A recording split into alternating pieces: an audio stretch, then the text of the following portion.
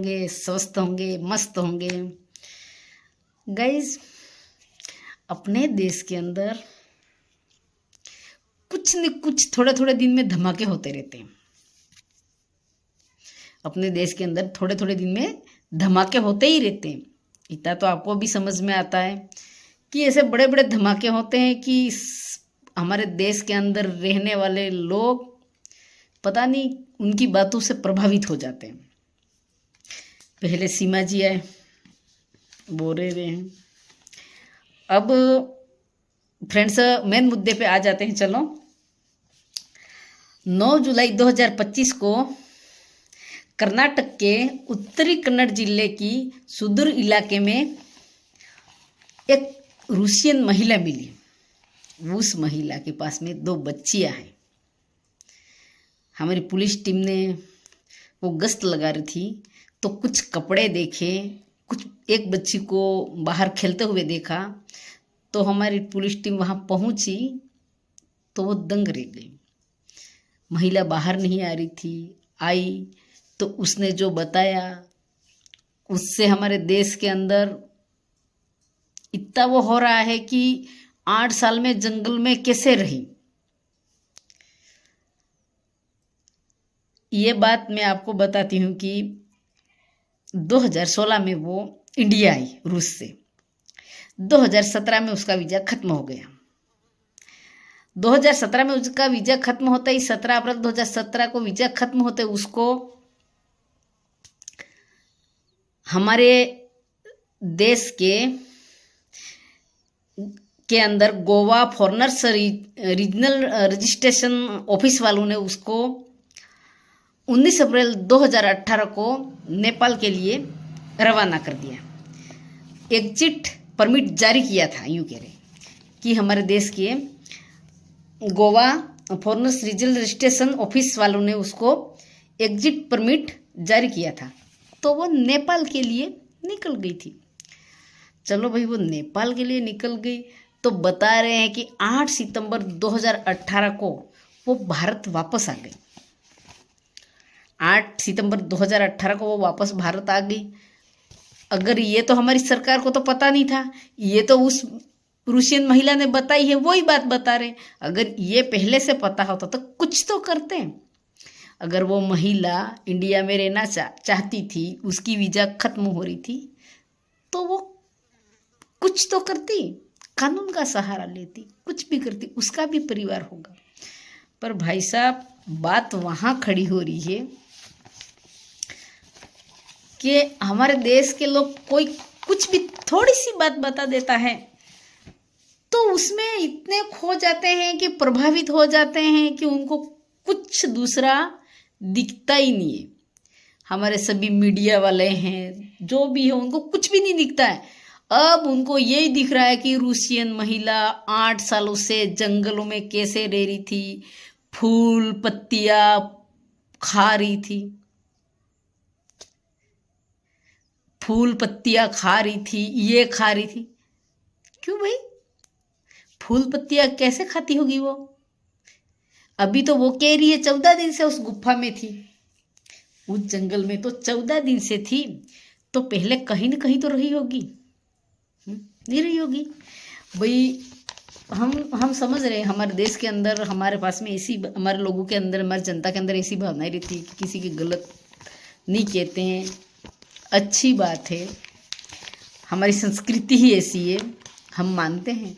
मगर हर कोई आके ने जो बोल देता है वही बात क्यों मान लेते हैं? हमारी मीडिया में इतना क्या उछाला मार रहे हैं, हमारे मीडिया वाले ये क्या उछाला मार रहे हैं कि 8 साल से जंगल में रह रही है।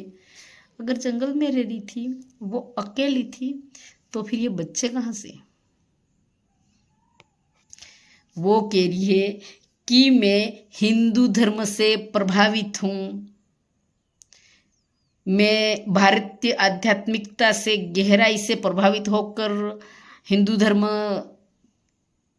से पूजा पाठ करना, इस भक्ति में लीन होना,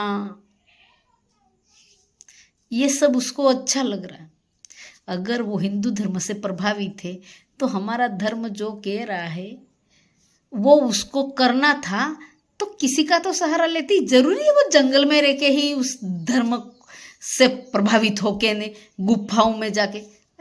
कौन से जमाने की बात कर रही है वो? मेरा ये कहने का है कि अगर वो 2017 से उसके पेट में बच्चे लेके आती तो भी 9 साल हो रहे। 2018 में जो नेपाल में आई तो 2018 के बाद में भी 7 साल हो रहे, मगर उसकी बच्ची 6 साल की है और एक 4 साल की है। तो वो बच्चे किसके हैं? या फिर हमारे देश की संस्कृति ऐसी है और हमारे हिंदू धर्म को उसने अपना लिया, तो जंगलों में रह रहे थे तो भगवान ने झोली में डाल दिए उसको। किसी के संपर्क में तो आई होगी, किसी के संपर्क में तो आई होगी। गाइस वीडियो बना रही थी और बीच में बाहर से आवाज़ आ गई, लोगों के बहुत ज़्यादा चिल्लाने की आवाज़ आई। दौड़ के वहाँ गई तो वहाँ देखा कि इतना बड़ा सांप बांस के पेड़ पे चढ़ा हुआ था। अब वहाँ रूसियन महिला को डर ही नहीं लग रही सांपों से, और हम देख के डर जाते हैं। हम हिंदू धर्म में हम सांपों को पूजते हैं, हमारा महादेव है, फिर भी हमें डर लगता है। और रूसियन महारानी को डर ही नहीं लगता है, हम सांपों के बीच में रहते हैं। चलो देखो ये जो बांस के पेड़ पे सांप चढ़ा हुआ मैं आपको दिखा।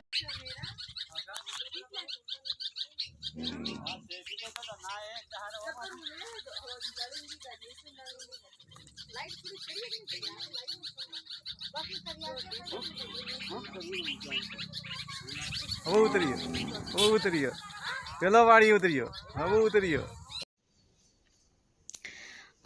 चलो आपने सांप को देख लिया गाइस। वो बांस की पेड़ से ठेठ ऊपर से लगा के नीचे तक बहुत बड़ा है। पता नहीं आज तो नींद ही नहीं आएगी। घर के जस्ट पास में ही है। क्या करें, अभी बारिश के समय में हम बहुत ज़्यादा परेशान हैं। जंगल थोड़ा दूर है पर पता नहीं यहाँ बहुत सांप आते हैं। फिर मुद्दे पे आते हैं गाइस के वो अपने इंडिया के लोग कह रहे हैं कि मीडिया वाले बता रहे हैं, जो भी बना रहे हैं वहाँ जा रहे कि वो फल फूल खाती थी, जंगल की पत्तियाँ खाती थी, पेड़ पौधों का ये खाती थी। वो तो ऐसा नहीं बोल रही है, वो तो कह रही है नहीं, ये तो सब अफवाह है, हमारे पास में सभी सुविधाएं थी, मैं मेरी बच्चियों को ऐसे खतरे में मैंने नहीं डाला, खाना पीना ये सब था, यूँ बोल रही है। और एक बात तो ये है कि एक बेटी 6 साल की है, एक बेटी 4 साल की, डिलीवरी के लिए कहीं तो गई होगी इंडिया में 8 सालों से। हमारे मीडिया क्या कह रहा है, 8 सालों से चुप के रही थी, फिर इन 2 बच्चों को डिलीवरी कराने कहीं जंगल में अकेली नहीं। ये सब कुछ इसने अकेले नहीं कर लिया, उसके साथ में भाई हमारे देश का कोई तो है, उसका साथ दे रहा है, उसको सामान ले जाके दे रहा है, कुछ तो है, कुछ तो है वहां पे। ऐसे कैसे हो सकता है? वो बच्चों को भी 2 बच्चियों को भी जन्म दिया, उनके कपड़े लाना, ये करना, उनके लिए खाना पीना लाना, उनकी दवाइयाँ, कभी तो वो बीमार हुई होगी, 8 सालों में कभी बीमार नहीं हुई होगी। हमारे देश के अंदर हर छोटी चीज़ के लिए आधार कार्ड की जरूरत पड़ती है कि नहीं पड़ती, आप ही बताओ। तो फिर ये महिला बिना कागजों की कैसे रही होगी? कोई तो उसका साथ दे रहा है कि नहीं दे रहा है। 6 साल की बेटी, 4 साल की बेटी, और उनका बाप भी तो होगा, हो सकता है उसका हर आदमी भी यहाँ है। 8 साल से वो यहाँ रह रही है। यहाँ रहने के बाद में उसके पास में पैसे कहाँ से आ रहे? कपड़े लेने के लिए, खाने पीने के लिए, खर्चे के लिए। 8 साल से पैसे कहाँ से आते? फ़ोन चार्ज कराने पास के गांव में जाती है, किससे बात करती है? कहीं से तक कहीं न कहीं तो कनेक्शन है उसका। काम धंधा कोई नहीं, उसके खाते में इतने पैसे निकलवाने तो कहीं जाती होगी बिना पैसों से। मैं तो यूँ कह रही हूँ, इतनी अफवाह मत फैलवाओ और सरकार को उनका काम करने दो कि वो महिला आई कैसे रह रही है, उसका साथ कौन दे रहा है। हवा में मत उड़ो, हमारे देश की यही तो है, हवा में उड़ने लगती छोटी छोटी बातों, बात के बतंगड़ बना देते हैं। जंगल में पेड़ पौधे की पत्तियां फूल खा रही थी। इतने नीचे मत कर जाओ।